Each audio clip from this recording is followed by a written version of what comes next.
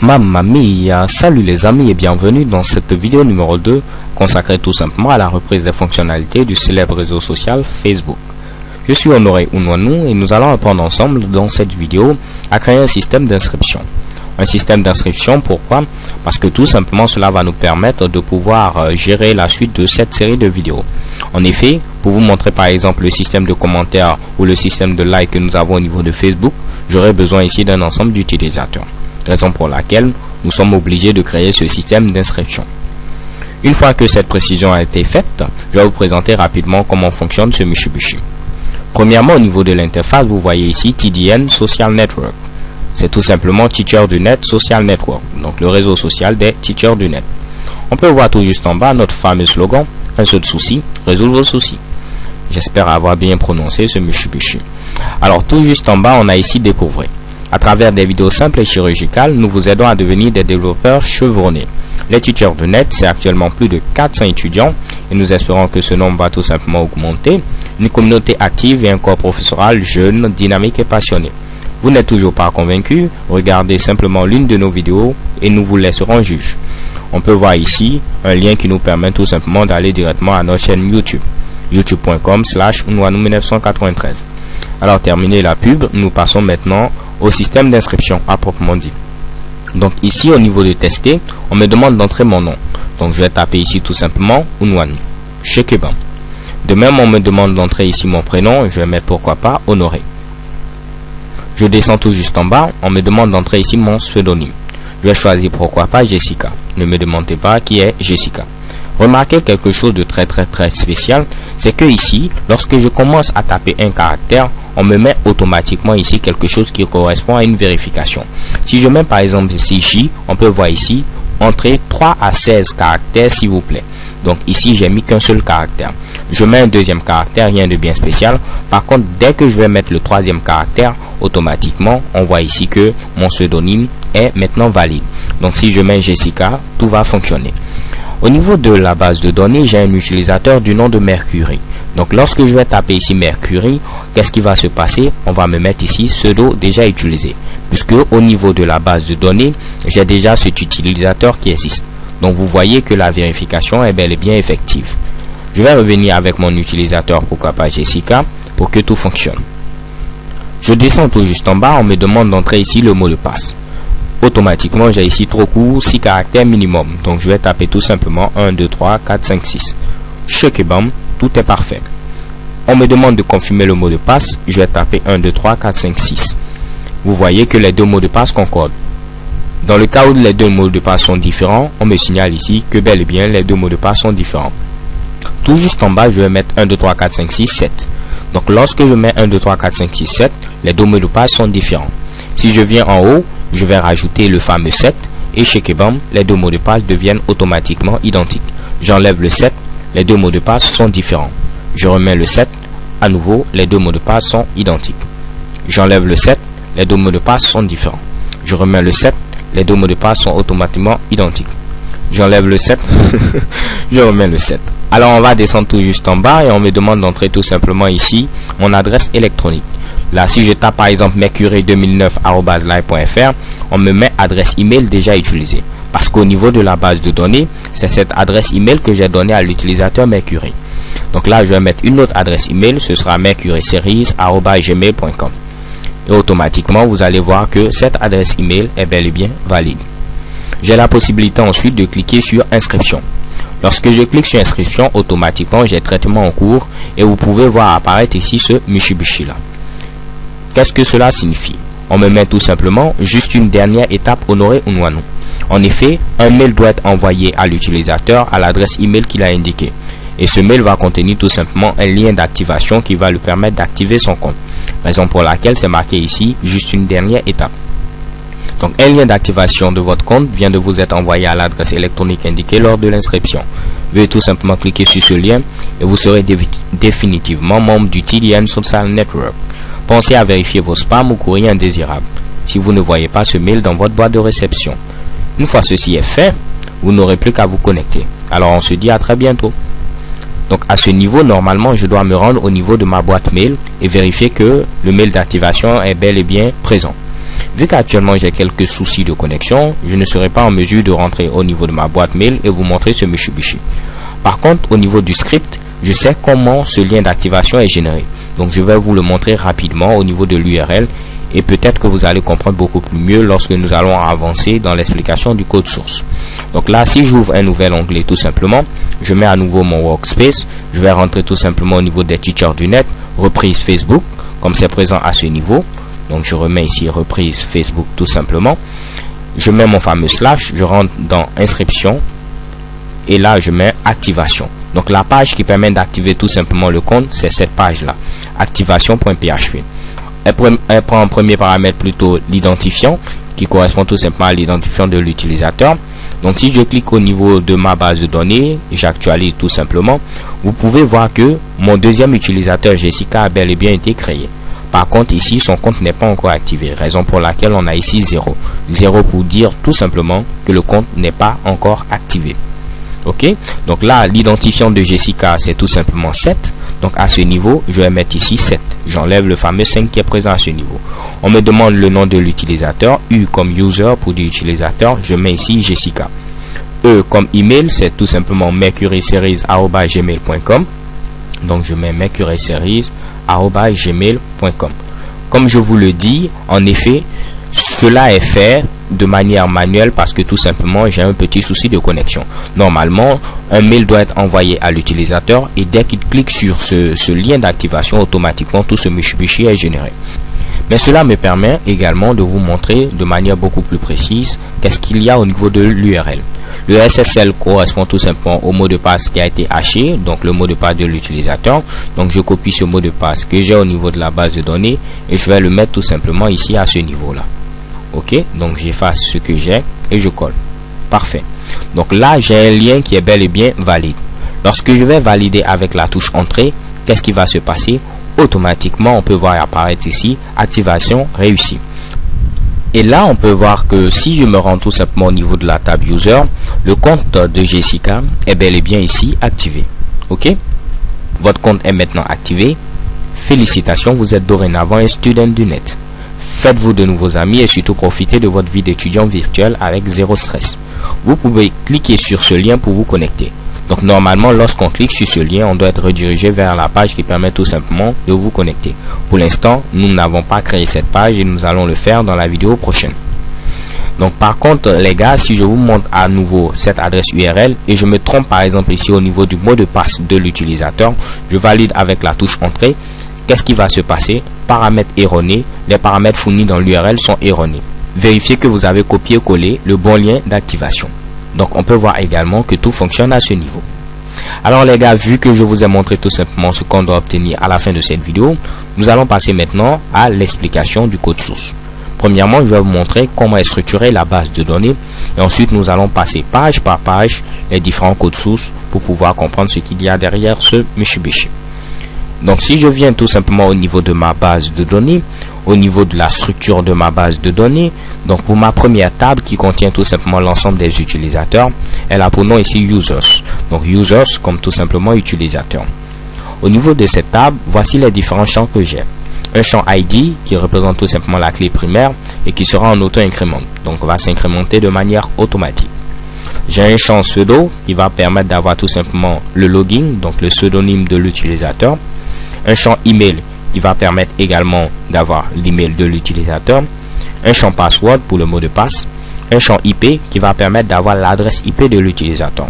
Ce qui va vous permettre de pouvoir pourquoi pas faire certaines restrictions ou également permettre de géolocaliser l'utilisateur avec tout simplement la géolocalisation qu'on a avec HTML5. J'ai également un champ created qui permet tout simplement d'avoir la date et l'heure à laquelle l'utilisateur a créé son compte au niveau du réseau social. Un dernier champ activated, comme vous l'avez vu, qui permet de savoir si oui ou non le compte de l'utilisateur a été activé. Donc ce champ est tout simplement un booléen et il prend deux valeurs. 0 pour dire que tout simplement le compte n'est pas activé et 1 pour dire que le compte est activé. Le pseudonyme c'est un varchar, l'email c'est un varchar, le password un varchar, l'IP un varchar, le champ created de type datetime. Vu que cette fameuse table users a été expliquée, nous pouvons passer maintenant au code source. Premièrement, je vais vous présenter tout simplement la structure de notre dossier. Nous avons ici un dossier CSS qui contient tout simplement les fichiers de stylisation. Comme vous pouvez le remarquer, j'ai utilisé tout simplement le Bootstrap de Twitter. Si vous ne connaissez pas ce Bootstrap, je vous conseille tout simplement de regarder ma série de vidéos consacrée au Twitter Bootstrap. Nous avons également un fichier style.css qui permet tout simplement à ce niveau d'apporter nos propres stylisations par-dessus les stylisations que nous avons au niveau de Bootstrap. Nous avons également un autre dossier, c'est le dossier IMG, qui contient tout simplement les images que nous allons utiliser au niveau de ce fameux réseau social. Donc si je rentre dans ce dossier, vous pouvez voir ici check.png. C'est tout simplement ce qui apparaissait lorsque par exemple le pseudonyme est valide, l'email est valide, ainsi de suite. Vous avez deux fameux fichiers images Glyphicon qui correspondent tout simplement aux images que nous avons au niveau du tutoriel Bootstrap. Donc j'ai tout simplement copié-collé ces fichiers là. On a également le dossier include qui contient tout simplement les différents fichiers à inclure. J'y reviendrai dans quelques instants. J'ai un dossier JS qui contient tout simplement jQuery parce que pour pouvoir faire tout ce Mitsubishi, la vérification automatique, c'est en quelque sorte de l'Ajax. Et j'ai utilisé de l'Ajax avec du jQuery. Pour ceux qui ne le savent pas, Ajax signifie tout simplement Asynchronous JavaScript and XML. Donc à ce niveau, on utilise du JavaScript. jQuery, c'est tout simplement une librairie JavaScript. Donc en quelque sorte, jQuery va nous faciliter la tâche en écrivant ici moins pour avoir un résultat assez rapide. Donc jQuery c'est du JavaScript, mais tout simplement du JavaScript rapide, puisque nous n'allons pas nous fatiguer à coder sur plusieurs lignes de code. Avec une seule ligne, on peut avoir un résultat assez impeccable. Pour les personnes qui aimeraient apprendre tout simplement à utiliser jQuery ou Ajax, des séries de vidéos sont également disponibles sur la chaîne YouTube. On a un dossier Members qui permet d'avoir tout simplement des dossiers spécifiques à chaque utilisateur. Donc lorsqu'un utilisateur est créé, on va lui créer également automatiquement à ce niveau un dossier au niveau du dossier Members. Donc j'ai par exemple un utilisateur qui a pour identifiant 7, j'ai un dossier ici 7. Un utilisateur qui a pour identifiant 6, j'ai un dossier ici 6. Ce qui va permettre de pouvoir avoir au niveau de chaque utilisateur des fichiers qui lui sont spécifiques. Ok.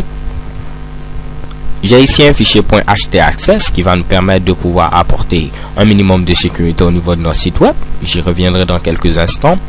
Un fichier activation.php, comme vous avez pu le voir, qui va permettre d'activer tout simplement le compte de l'utilisateur. Un fichier index.php qui représente tout simplement la page d'accueil que nous avons. Donc si je reviens à ce niveau, je tente d'actualiser, c'est le fichier index.php.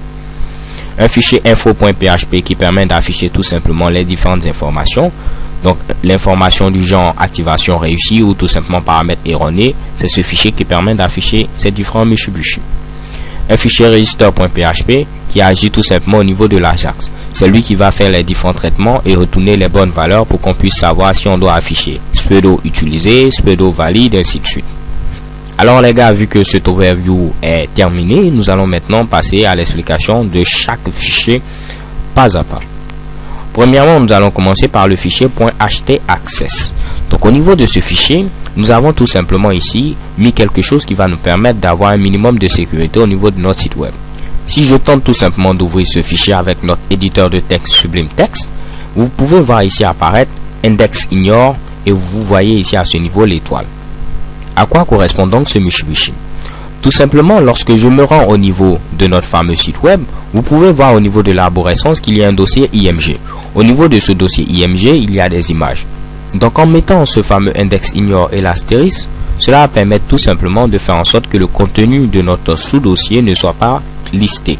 Donc là, si je viens ici et je mets tout simplement /img, qu'est-ce que vous voyez? Automatiquement, le contenu n'est pas listé. On ne voit pas apparaître tout simplement les images qui sont au niveau de notre dossier. Par contre, si au niveau du htaccess, je retire tout simplement index ignore astérix, je viens à ce niveau, je tente d'actualiser, qu'est-ce que vous voyez? On voit bel et bien que le contenu de ce répertoire est listé. Donc l'utilisateur peut télécharger les images comme il le veut et avoir ici quelques petits forfaits. Raison pour laquelle au niveau du fichier .htaccess, ce qui signifie que c'est tout simplement un fichier caché, l'utilisateur ne pourra plus avoir accès aux différents fichiers de nos sous-dossiers. Donc tâchez ici de mettre tout simplement index ignore et mettez ici l'astérisque. Une autre manière de le faire, c'est de créer au niveau de chaque sous-dossier un fichier index.php qui va rediriger automatiquement l'utilisateur vers la page d'accueil par exemple. Donc si je viens à ce niveau, je tente de créer un nouveau fichier index.php. Donc je viens sur nouveau, je viens ensuite à ce niveau et je mets index.php comme ceci. Je peux donc venir faire ici tout simplement un petit header location vers la page d'accueil. Donc je fais un clic droit, j'ouvre avec Sublime Text, je mets mon fameux PHP comme ceci et je mets ici header comme ceci, location, je mets deux points, index.php. Oups, index.php. Alors en mettant ici ce deux points suivi du slash, je veux dire tout simplement retourne au dossier parent. Donc on est dans ce dossier IMG, en mettant le deux points, automatiquement on revient à ce niveau et on va trouver maintenant notre fichier index.php qui correspond à la page d'accueil. Raison pour laquelle j'ai mis ici ces deux points qui veut dire retourne au dossier parent. Alors comme vous le savez également, j'ai pas forcément besoin ici de fermer ici le PHP. Donc en mettant ici ce Mitsubishi là, je peux bel et bien laisser ceci comme cela et mon code est bel et bien valide. Donc je viens à ce niveau, vu que j'ai mis mon fameux index.php, cette fois-ci lorsque je vais actualiser, qu'est-ce qui va se passer? Automatiquement je suis redirigé vers la page d'accueil. Donc l'utilisateur n'aura plus la possibilité également de lister le contenu. Donc à vous de voir un peu quelle est la technique que vous allez utiliser. Moi j'ai décidé tout simplement de ne pas mettre ici c'est index.php histoire de ne pas me fatiguer à chaque fois à copier-coller. Mais pour une meilleure sécurité, je vous propose de faire ce Mitsubishi là. Nous allons passer maintenant au fichier index.php qui présente tout simplement le formulaire d'inscription. Donc j'ouvre ce fameux fichier index.php.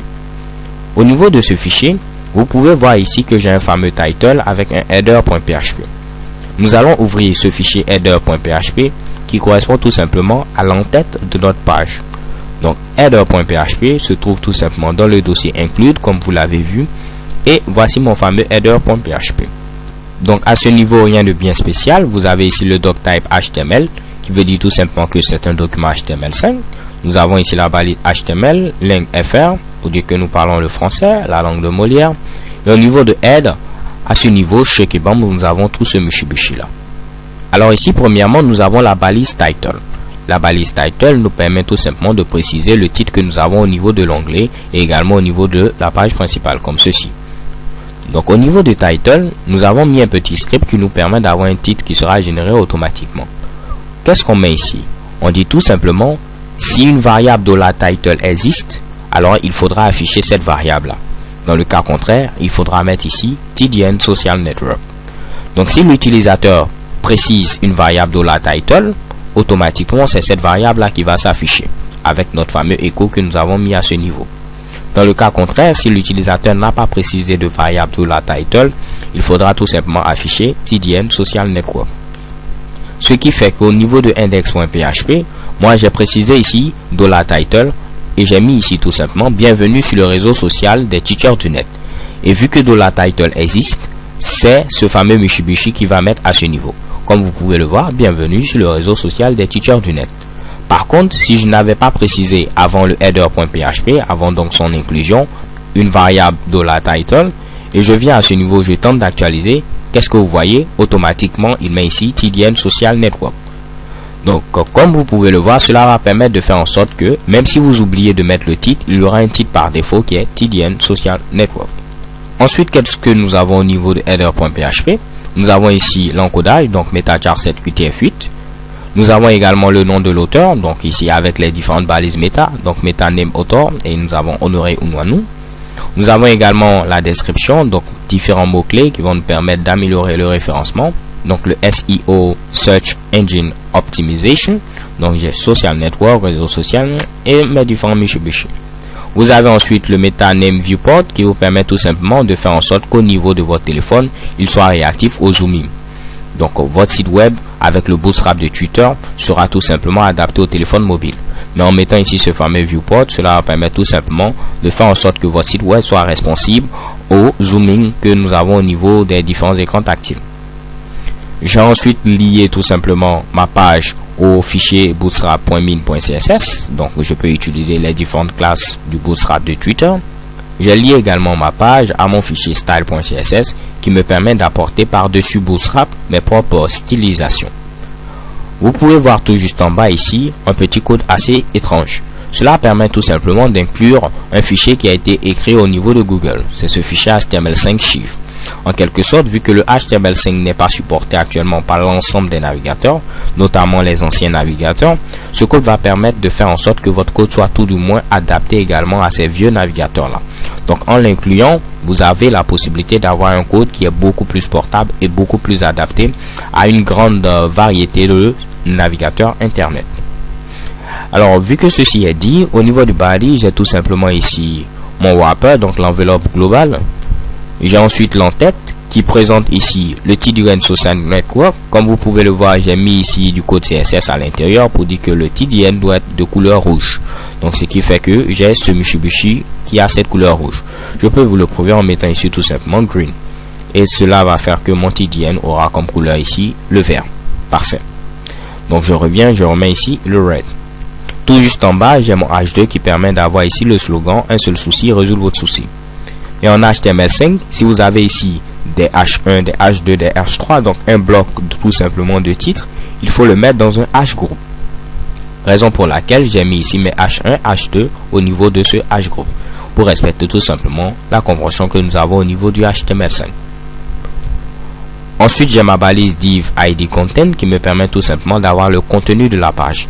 Et j'ai coupé ce Mitsubishi que je vais par la suite compléter au niveau de ma page à proprement dit. Donc pour comprendre ce Mitsubishi, je vais ouvrir le fichier footer.php. Le fichier footer.php en quelque sorte va permettre de fermer ici cette balise div ID content que j'ai ouverte à ce niveau. Donc si je viens au niveau du dossier include, j'ai mon fichier ici footer.php. Au niveau de ce fichier, on va fermer premièrement ici la balise div que je vous ai présentée à ce niveau. Et ensuite, on va pouvoir mettre ici notre pied de page. Au niveau du pied de page, qu'est-ce que nous avons? Rien de bien compliqué. Premièrement, ici, nous avons le TDN Social Network qui est présent à ce niveau. Donc, si j'ouvre tout simplement ma page et je descends, vous pouvez voir ici TDN Social Network. Également, ici, j'ai le copyright. En mettant ici et commercial copy avec tout simplement le point virgule, cela me permet d'avoir tout simplement ce symbole qui est présent à ce niveau. De même, j'ai besoin ici d'avoir un copyright dynamique. Donc, en fonction de l'année en cours, le copyright sera dynamique. J'ai présenté déjà une vidéo au niveau de la chaîne YouTube qui vous présente comment faire ce Mitsubishi. Donc, je ne vais pas perdre de temps à expliquer en quelque sorte ce code source là. En grosso modo, il vous permet d'avoir l'année en cours sans trop de problèmes. Donc là, vous pouvez voir un lien vers la page Facebook. Pour l'instant, je n'ai rien mis, donc j'ai mis un dièse. Un lien vers la page Google+, et un lien vers la page YouTube. Ce qui me permet d'avoir ces différents liens-là. Page Facebook, page Google+, page YouTube. Donc ce qu'il faut tout simplement remarquer à ce niveau, c'est que ma fameuse balise div qui est présente à ce niveau permet de fermer tout simplement le div ID content. Donc si je retourne au niveau de ma page index, qui permet d'avoir ici tout simplement cette page qui est présente à ce niveau, tout juste au début, je mets ici mon titre. Ensuite, j'inclus ici l'entête, header.php.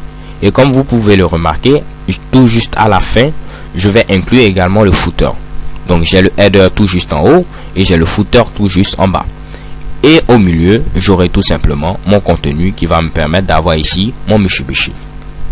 Ce qui va permettre de faire en sorte que tout ce contenu qui est présent à ce niveau soit compris tout simplement entre la fameuse balise div ID content qui est présente à ce niveau et la fermeture que j'ai mise au niveau du fichier footer.php. Alors les gars, pour ne pas tout simplement faire en sorte que cette vidéo soit trop longue, moi je ne vais pas m'attarder ici au CSS parce que je vous fais confiance et je me dis tout simplement que vous pourrez faire quelque chose de beaucoup plus nice que ce que nous avons ici à ce niveau. Donc je tente d'actualiser pour avoir encore mon TDN en rouge. Ok, donc on va pas s'attarder à voir comment ces blocs sont agencés. Tout simplement, nous allons nous intéresser à la logique de traitement de l'inscription d'un utilisateur. Donc, et tout juste en haut ici, vous avez le bloc ici présentation. À ce niveau, vous avez un fameux H1 qui vous permet de mettre ici découvrir. Et tout juste en bas, vous avez ce test que je vous ai lu en tout début de vidéo pour la petite pub. Donc si je retourne tout simplement au niveau de ma page, voici ce fameux H1 découvrir. Et voici ici le fameux test qui apparaît tout juste en bas. Donc je vais réduire tout simplement ici ce bloc présentation. Ensuite, j'ai le bloc inscription avec le H1 testé. Et vous pouvez voir ici, j'ai mon fameux formulaire. Je vais y revenir dans quelques instants. Pour terminer, j'ai mon bloc connexion, un fameux H1 resté scotché et également un formulaire. Donc ce dernier H1, c'est tout simplement, ce dernier bloc plutôt, c'est tout simplement celui qui apparaît ici. Donc vu que dans cette vidéo nous n'allons pas nous intéresser à la connexion, je ne vais pas regarder ce bloc là, je vais m'intéresser tout simplement au bloc d'inscription qui est présent tout juste au milieu. Donc à ce niveau vous avez ici un label nom, et également vous avez ici un champ de type texte. Pour le prénom vous avez également le label et le champ de type texte. Pareil pour le pseudonyme. Pareil ici pour le mot de passe, de confirmation. Pour l'adresse électronique, nous avons tout simplement le type email. Et pour les différents mots de passe, le type password pour faire en sorte que le mot de passe ne s'affiche pas. Quelque chose de très important à retenir, c'est quoi? C'est qu'au niveau des différents champs que je souhaite tout simplement tester, comme c'est le cas par exemple pour le pseudonyme, parce qu'il me faut tout simplement vérifier au niveau de la base de données si oui ou non un utilisateur n'a pas déjà ce pseudonyme. Donc j'ai mis ici un champ small. Small pour dire tout simplement, il faut que ceci apparaisse un peu plus petit. Donc small pour dire petit. Et j'ai mis ici un identifiant output check user. Tout simplement, il faudra afficher à ce niveau la sortie de la vérification du pseudonyme de l'utilisateur. De même au niveau du mot de passe, j'ai mis ici un output pass 1 qui va permettre d'afficher tout simplement le résultat de la vérification du mot de passe. De même pour le mot de passe de confirmation et pour l'email. En effet, c'est au niveau de ces différents outputs que je vais afficher par exemple pseudo déjà utilisé, ou ici je vais afficher par exemple mot de passe, les deux mots de passe sont différents, adresse email déjà utilisée, adresse email invalide, ainsi de suite. Donc par défaut, ces champs n'ont pas de contenu, et au niveau de l'Ajax, nous allons leur donner ici du contenu en fonction de ce que nous allons tester. Ok? J'espère que cela est assez simple. Vous pouvez voir également un placeholder qui permet de mettre ici un test par défaut qui sera un test indicatif. Par exemple ici, entrez votre nom, entrez votre prénom. Donc le placeholder permet d'avoir ici entrez votre nom comme ceci, entrez votre prénom. Automatiquement, lorsque je mets quelque chose, ce placeholder disparaît. Ok? Parfait. Tout juste en bas également, j'ai un champ div ID statut. Au niveau de ce champ, je vais tout simplement afficher ici le résultat de l'ensemble des vérifications. Vous comprendrez l'utilité de ce bloc div lorsque nous allons rentrer ici au niveau du code Ajax. Pour l'instant, retenez tout simplement qu'on a marqué ici rempli tous les champs. J'ai pour terminer un champ input de type submit, donc qui nous permet d'avoir le bouton de validation. Et à ce niveau, qu'est-ce que j'ai? J'ai tout simplement ici comme valeur inscription. Et j'utilise les classes du bootstrap de Twitter pour avoir tout simplement mon bouton qui aura le background ici vert. Alors les gars, avant de terminer, je vais vous présenter également ici ce que j'ai mis à ce niveau. On submit, return false. Cela permet de faire quoi? Cela permet de faire en sorte que lorsque l'utilisateur va cliquer sur le bouton submit, mon code ne soit pas envoyé directement avec la méthode post ou avec la méthode get. En quelque sorte, cela va retenir false, puisque nous allons traiter ce Mitsubishi avec Ajax. Donc on fait en sorte que lorsque l'utilisateur clique sur ce Mitsubishi, on ne crée pas automatiquement ces variables à $post et ainsi de suite. Nous allons nous-mêmes les créer au niveau de notre code Ajax. Alors les gars, je crois que je vous ai donné une bonne dose de code dans cette vidéo. Je ne voulais pas tout simplement diviser cette vidéo en plusieurs vidéos, mais je vais le faire. J'aurai tout simplement 2 vidéos pour expliquer ce code d'inscription, histoire de faire en sorte que tout soit bien compris, pour que par la suite nous n'ayons pas tout simplement de problème. Alors les gars, en grosso modo c'est tout. Voici ce que j'avais à vous présenter dans cette première partie. Et dans la deuxième partie, nous allons voir un peu le traitement qui se fait en Ajax. Restez connectés et surtout n'hésitez pas à poster en commentaire toutes vos critiques, remarques ou suggestions. So thank you guys for watching. Don't forget to subscribe and have a nice day. XOXO.